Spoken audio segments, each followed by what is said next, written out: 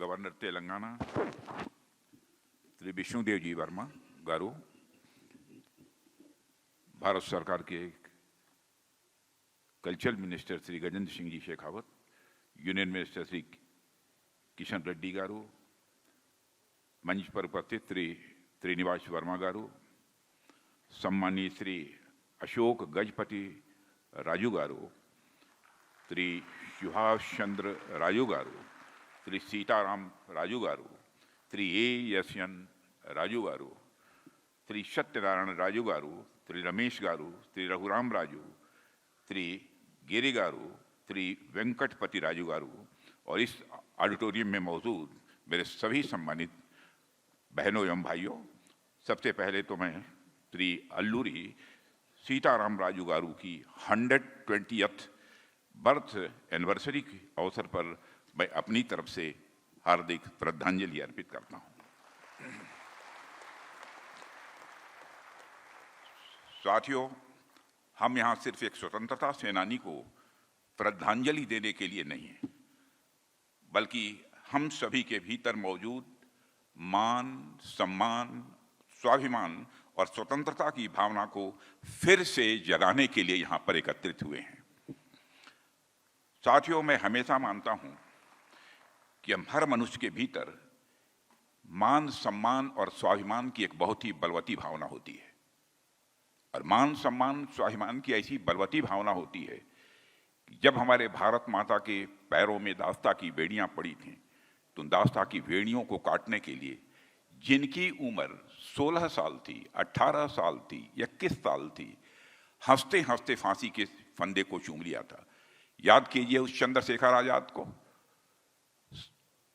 16 साल की जवानी थी, उत्तर प्रदेश के इलाहाबाद के कंपनी गार्डन में अपने रिवाल्वर की गोलियों से अंग्रेजों को भूनते भूनते जब रिवाल्वर में अंतिम गोली शेष बची, तो उस मान, सम्मान, स्वाभिमान के धनी चंद्रशेखर आजाद को इस बात की चिंता सताने लगी, कहीं अंग्रेज विदेशियों की गोली हमारे जिस्म में प्रवेश करके हमारे जिस्म को नापाक न कर दे। इसलिए उन्होंने अपने रिवाल्वर की अंतिम गोली अपने सीने में ही दाग लेने का काम किया था। तब जाकर यह भारत आजाद हुआ था। ऐसे कई अनगणित नाम हैं। तब जाकर, इसीलिए मैंने कहा कि मान, सम्मान, स्वाभिमान की भावना हर मनुष्य के हृदय की सबसे बलवती भावना होती है। और इस खास अवसर पर द ग्रेट अल्लूरी सीताराम राजू की 188वीं जयंती और रामपा रिवॉल्यूशन के 103 ईयर्स पूरे होने पर हम मन्यम बेरुडु यानी जंगलों के वीर को शीश झुकाकर नमन करते हैं, जिनका साहस और बलिदान भारत का स्वाभिमान और आंध्र प्रदेश और तेलंगाना की पहचान बन गया है। साथियों, अल्लूरी सीताराम राजू के रूप में आंध्र प्रदेश ने भारत का एक ऐसा महान वॉरियर सेंट दिया जिसकी विरासत आज भी हमारे जंगलों की हवाओं में, हमारे इतिहास के किताबों के पन्नों में और हमारे राष्ट्रीय चेतना में, नेशनल कॉन्शसनेस में बराबर यह गूंजती रहती है। साथियों, हम जब भी उनके जीवन के बारे में सोचते हैं तो हमारे मन में केवल एक वॉरियर की इमेज नहीं आती है, बल्कि एक ऐसे लीडर की तस्वीर आती है जिसने अपनी जनता के लिए सब कुछ सैक्रिफाइस कर दिया। उनके विचार, उनका दृष्टिकोण और उनकी वीरता आज भी हमें यह याद दिलाती है कि अन्याय के खिलाफ खड़ा होना, मैं समझता हूं कि हर व्यक्ति की यह नैतिक जिम्मेदारी है, यह मॉरल रिस्पॉन्सिबिलिटी है। कभी कभी मैं सोचता हूं कि आज जब हम मॉडर्न इंडिया की बात करते हैं, जब एक नए भारत की हम बात करते हैं, तो इस भारत में न्यू टेक्नोलॉजी, इंफ्रास्ट्रक्चर डेवलपमेंट और डिजिटल रिवॉल्यूशन जैसी चीज़ें तो जरूरी हैं ही। यह सारी चीज़ें तो विकास के लिए बहुत ही जरूरी हैं, लेकिन जो चीज़ भारत को भारत बनाए रख सकती है वह है हमारी सांस्कृतिक आत्मा, कल्चरल सोल। वही भारत को एक रख सकती है। वह हमारी महान विभूतियों के व्यक्तित्व से, कर्तृत्व से आती है और ऐसे ही महान विभूति थे द ग्रेट अल्लूरी सीतारमन राजू जी। साथियों, उनका नाम आते ही न सिर्फ तेलंगाना या आंध्र प्रदेश बल्कि पूरे भारत की छाती चौड़ी हो जाती है। क्योंकि वह एक फ्रीडम फाइटर होने के साथ साथ अपने आप में वह एक आंदोलन थे, अपने आप में वह एक मूवमेंट थे, एक ऐसा आंदोलन जो जंगलों से उठा और उस समय दुनिया के सबसे ताकतवर ब्रिटिश साम्राज्य की उन्होंने नींव हिला दी थी। उन्होंने बताया कि जब हम सच के साथ खड़े होते हैं तब सामने कोई भी हो, इससे कोई फर्क नहीं पड़ता है। अल्लूरी सीताराम राजू कोई सामान्य बैरियर नहीं थे मेरे साथियों, उनके भीतर वह आग थी जो सेंचुरीज के संघर्षों को एक दिशा देने वाली थी, उसको एक डायरेक्शन देने वाली थी। केवल 27 ईयर्स की एज में उन्होंने वह कर दिखाया जो बड़े बड़े सेनापति भी नहीं कर पाए। उन्होंने आदिवासी समाज को न केवल ब्रिटिश गवर्नमेंट के खिलाफ खड़ा किया, बल्कि उनमें प्राइड, करेज और कॉमरेडरी यानी भाईचारे की भावना को भी जागृत करने का काम उन्होंने किया था। साथियों, जंगलों में उनकी गुर्रिल्ला वारफेयर ने अंग्रेजों को हैरान कर दिया था। उनके पास न तो बड़ी सेना थी, न ही मॉडर्न वेपन्स, लेकिन उनके पास था एक मिशन जो किसी भी तोप, तलवार या हथियार से वह काफी बड़ा था। साथियों, उन्होंने जिस तरीके से ट्राइबल यूथ को जगाया, उनका आत्मबल बढ़ाया और अंग्रेजों की ऑप्रेसिव पॉलिसीज के खिलाफ एक ऐसा जन आंदोलन खड़ा किया, उसकी गूंज पूरे देश में सुनाई दी। शुरुआत में वो नॉन वायलेंट तरीके से, प्रारंभ में बहुत ही नॉन वायलेंट तरीके से लोगों को न्याय की राह पर ले जाने के वो पक्षधर थे। उन्होंने आदिवासियों से कहा कि वे लोकल पंचायतों से न्याय मांगें और ब्रिटिश कोर्ट्स को ठुकरा दें, लेकिन जब अत्याचार बढ़ता गया तो शांतिपूर्ण विरोध इनफेक्टिव हो गया। तब उन्होंने हथियार उठाए, नफरत से नहीं बल्कि मजबूरी में उन्होंने हथियार उठाए थे। उनका निर्णय डीप मॉरल अंडरस्टैंडिंग से इंस्पायर्ड था। उन्हें पता था कि कब धैर्य रखना धर्म है और कब कम कर्म करना यह कर्तव्य है। इस बात को अल्लूरी सीतारमण राजू जी अच्छी तरह जानते थे। साथियों, आंध्र प्रदेश में एक तरह से देखें तो पूरे भारत में ट्राइबल कम्युनिटीज को ब्रिटिश रूल के दौरान बहुत ही एक्सप्लॉयटेशन, शोषण को झेलना पड़ा था। ट्राइबल्स की जमीन पर अवैध कब्जे हुआ करते थे। ट्राइबल्स की खेती का जो ट्रेडिशनल एक तरीका था, उस पॉडू एग्रीकल्चर पर रिस्ट्रिक्शंस लगे थे। जंगलों की उनकी आजीविका यानी लाइवलीहुड छीनी जा रही थी। ऐसे में अल्लूरी गारू ने लोगों को बताया कि जीवन सिर्फ जीने के लिए नहीं जिया जाना चाहिए, बल्कि डिग्निटी के साथ जिंदगी हमको जीनी चाहिए। यह अल्लूरी सीतारमण राजू जी ने बतलाया। उन्होंने ट्राइबल राइट्स की बात की और आज मुझे ये कहते हुए सचमुच मेरे अंदर सेंस ऑफ प्राइड स्वाभाविक रूप से जागृत होती है कि ट्राइबल डेवलपमेंट को लेकर उनके जो थॉट्स थे, सचमुच उन्हीं थॉट्स को अपनाते हुए आज हमारी गवर्नमेंट के, देश के प्रधानमंत्री श्री नरेंद्र मोदी जी भी हम सबको ग्राउंड लेवल पर सारी बातों को लाने की कोशिश कर रहे हैं। साथियों, हम उनकी विचारधारा को आगे बढ़ाते हुए ट्राइबल एरियाज में एजुकेशन, हेल्थ, इंफ्रास्ट्रक्चर, टूरिज्म और कल्चरल आइडेंटिटी जैसे अनेकों एस्पेक्ट्स पर इस समय ध्यान दे रहे हैं। आज देश उनके बर्थ प्लेस पंडरंगी को रेस्टोर होते हुए देख रहा है। चिंतापल्ली को जो उनकी कर्मभूमि थी, वहाँ के पुलिस स्टेशन का नेशनल हेरिटेज के रूप में रिनोवेशन हो रहा है। अब इन क्षेत्रों में टूरिस्ट आएंगे, बच्चों को फील्ड ट्रिप्स के लिए एक अवसर मिलेगा और उन बच्चों को भी यह गर्व होगा कि उनके अंदर भी देश के लिए कुछ कर गुजरने की एक स्वाभाविक रूप से भावना भी पैदा होगी। साथियों, यदि हम शिक्षा की बात करें तो आपने देखा होगा कि कैसे ट्राइबल एरियाज में हमारी गवर्नमेंट ने स्कूल्स के स्टैंडर्ड इंप्रूव किए हैं, हॉस्टल्स बनाए गए हैं ताकि बच्चियों को, लड़कियों को पढ़ने के लिए दूर दराज न जाना पड़े।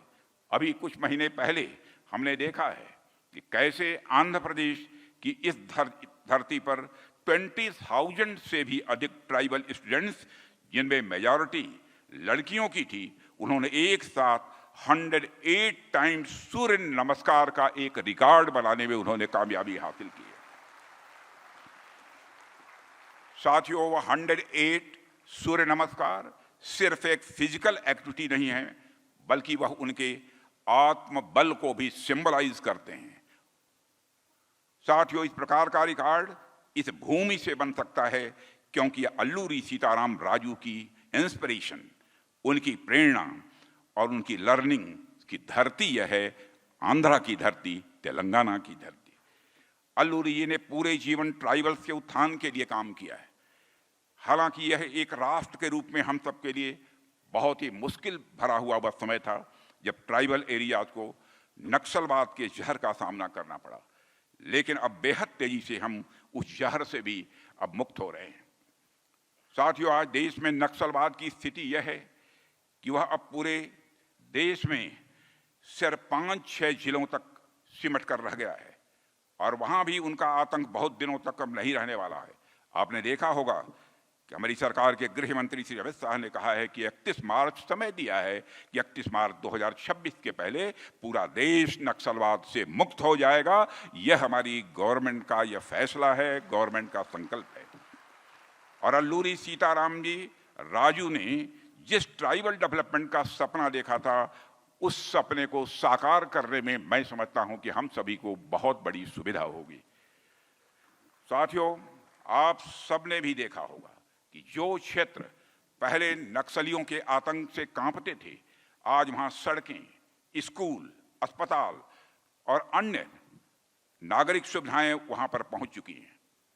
जो क्षेत्र कभी नक्सल हब हुआ करते थे, आज वो एजुकेशनल हब बन रहे हैं। आज वहां बच्चे मोबाइल फोन चला रहे हैं, कंप्यूटर चला रहे हैं, बड़े सपने देख रहे हैं। रेड कॉरिडोर के नाम से विख्यात भारत का वह क्षेत्र अब ग्रोथ कॉरिडोर में तेजी से बदल रहा है। साथियों, आप सोचिए कि ट्राइबल इलाकों में पहले नेटवर्क भी नहीं होता था, न मोबाइल होती थी, न इंटरनेट होता था। आजादी के 75 ईयर्स के बाद भी अनेक क्षेत्रों में हमारे ट्राइबल्स डिजिटल दुनिया से पूरी तरह से कटे हुए थे। फेसबुक, इंस्टाग्राम तो बहुत दूर की बात है, इंटरनेट तक बेसिक सुविधा भी उनके पास नहीं थी, क्योंकि उन इलाकों में मोबाइल टावर्स भी नहीं थे। लेकिन अब यह सब कुछ तेजी के साथ हो रहा है।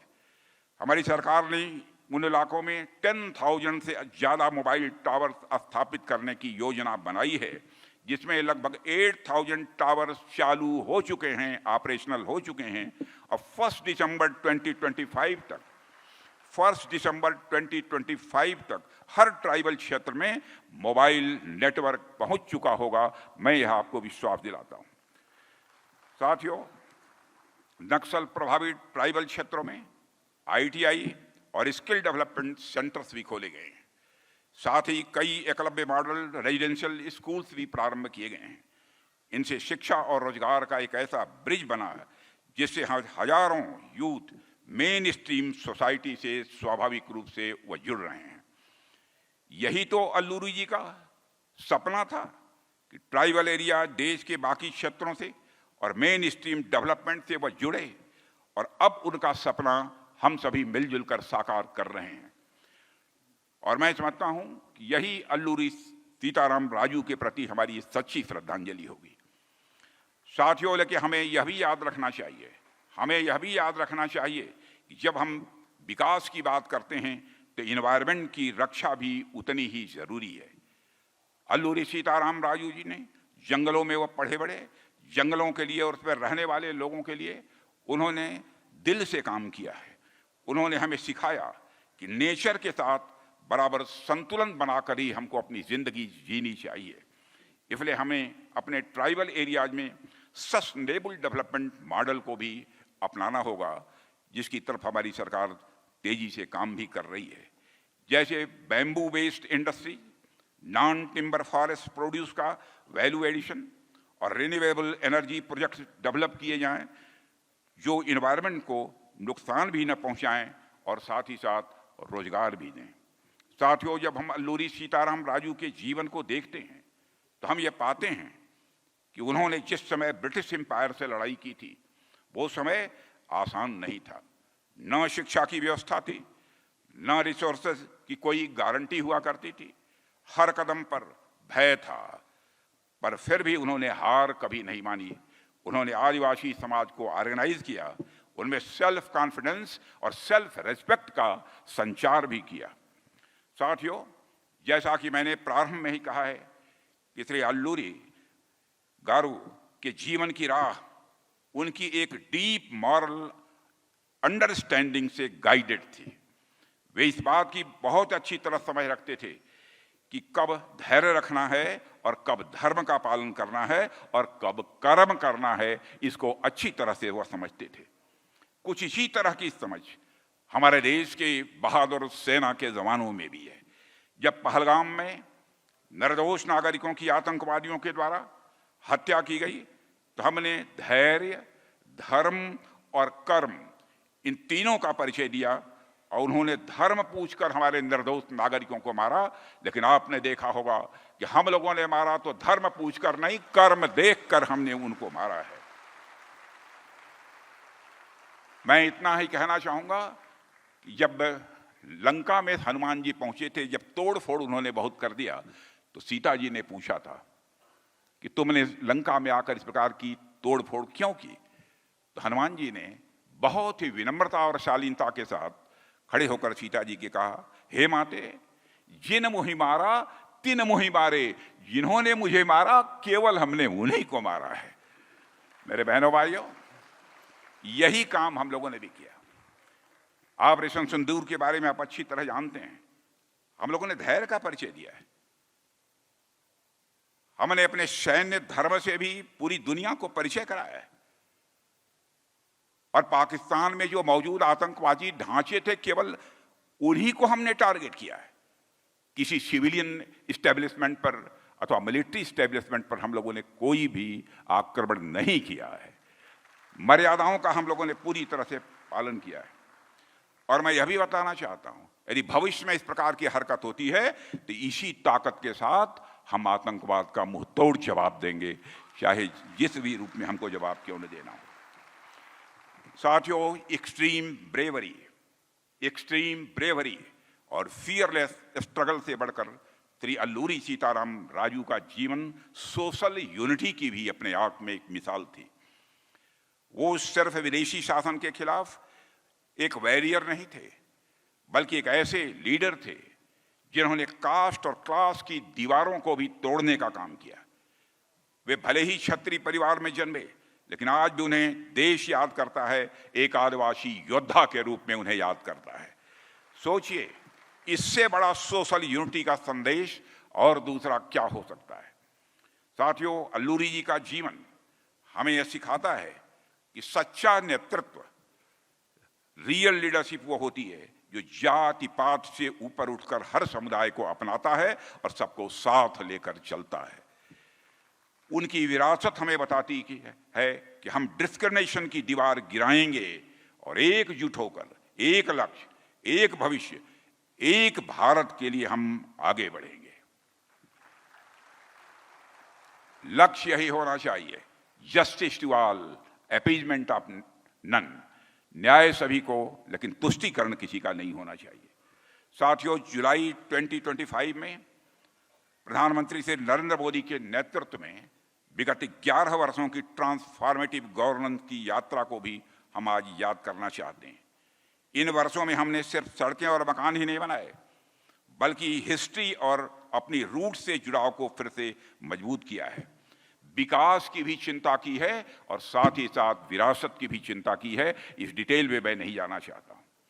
साथियों, अब अल्लूरी सीताराम राजू जैसे वीर आदिवासी स्वतंत्रता सेनानियों को वह सम्मान और वह पहचान दी जा रही है जिसके वे सच में हकदार थे। आजादी का अमृत महोत्सव के तहत देश उन अनसंग हीरोज को श्रद्धांजलि दे रहा है जिन्होंने केवल अपने नाम से ही नहीं बल्कि विश्वास, त्याग और बलिदान से इस देश की सेवा की है। साथियों, भारत की आदिवासी जनजातियां सिर्फ स्टैटिस्टिकल नंबर्स नहीं हैं, बल्कि हमारी सभ्यता की धड़कन है और यह हमारी संस्कृति की आत्मा है। 10 करोड़ से ज़्यादा आदिवासी बहनों भाइयों, जो देश की 8.6% आबादी है, राष्ट्र निर्माण में उनका योगदान प्राइसलेस है, अनमोल है। सदियों से उन्होंने रिच ट्रेडिशंस और लैंग्वेजेज और नॉलेज को संजो कर रखा है।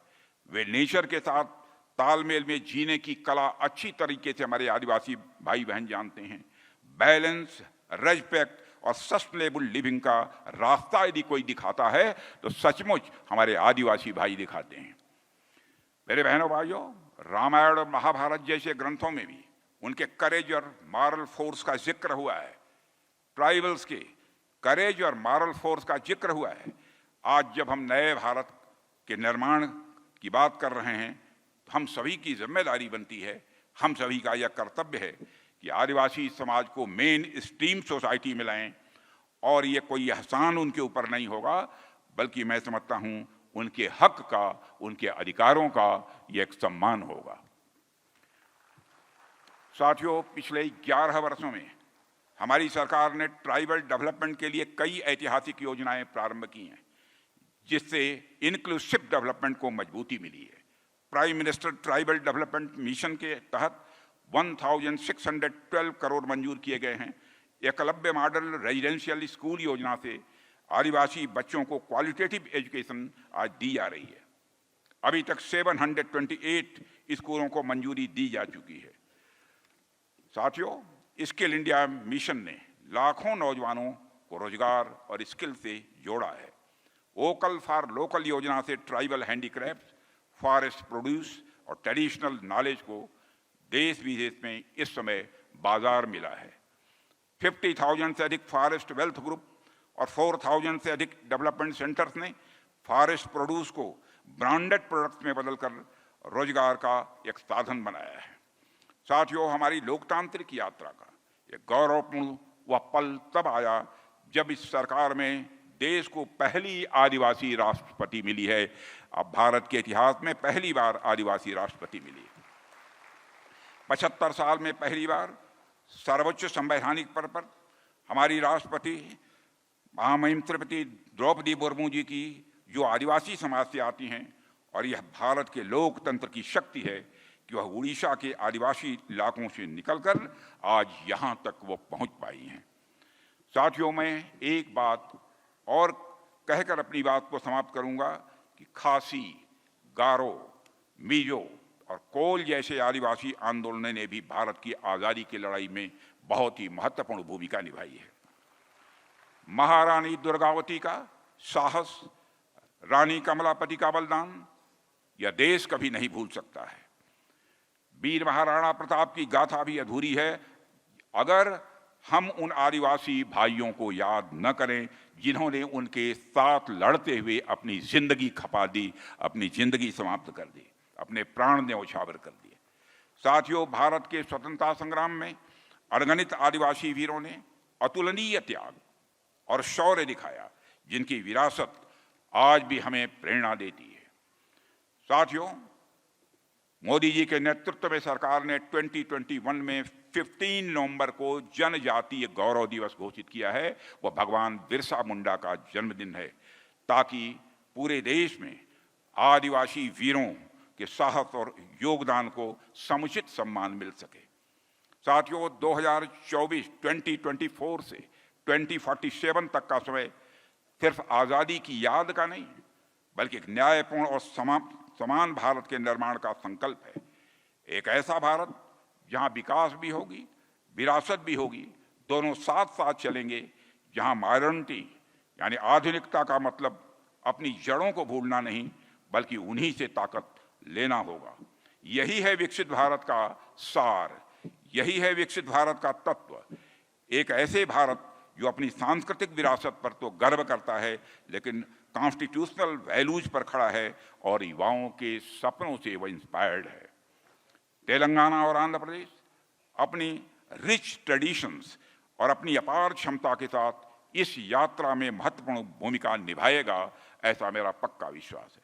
साथियों, आइए आज हम सब संकल्प लें, श्री अल्लूरी सीतारमन जी गारू की गाथा हर स्कूल और हर घर घर तक पहुंचाएंगे। हर जनजाति, हर जंगल, हर आवाज विकसित भारत की यात्रा में शामिल हो, और सबसे बड़ा संकल्प एक ऐसा भारत बनाएं जो निडर हो, न्यायपूर्ण हो और सबके लिए अवसरों से भरा हो। साथियों, अंत में अल्लूरी सीताराम राजू जी की जयंती पर मैं बस इतना ही कहना चाहूँगा कि उनकी सोच में केवल रिवॉल्यूशन ही नहीं था, बल्कि अपने लोगों के लिए एक डीप इमोशन भी था। उन्होंने ट्राइबल भाई बहनों की तकलीफ को समझा, उनकी लैंग्वेज में कम्युनिकेट किया और उनकी एक आवाज़ बनकर वह सामने आए। आज उनकी 120th जयंती पर हम सब अपनी तरफ से यही कर सकते हैं कि हम यह प्लेज लें, यह प्रतिज्ञा करें कि हम उनके बताए रास्ते पर चलते हुए राष्ट्र और समाज के लिए तथा मार्जिनलाइज सेक्शन के डेवलपमेंट के लिए अपनी पूरी क्षमता से काम करेंगे। इसी आशा और विश्वास के साथ मैं अल्लूरी सीताराम राजू जी की स्मृति के प्रति नमन करते हुए अपना निवेदन यहीं समाप्त करता हूं। बोलिए भारत माता की।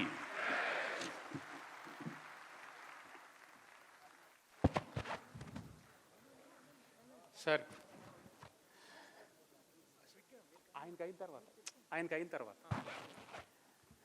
that is the powerful voice of Honorable Raksha Mantri Shri Rajnath Singh ji. On behalf of Kshatriya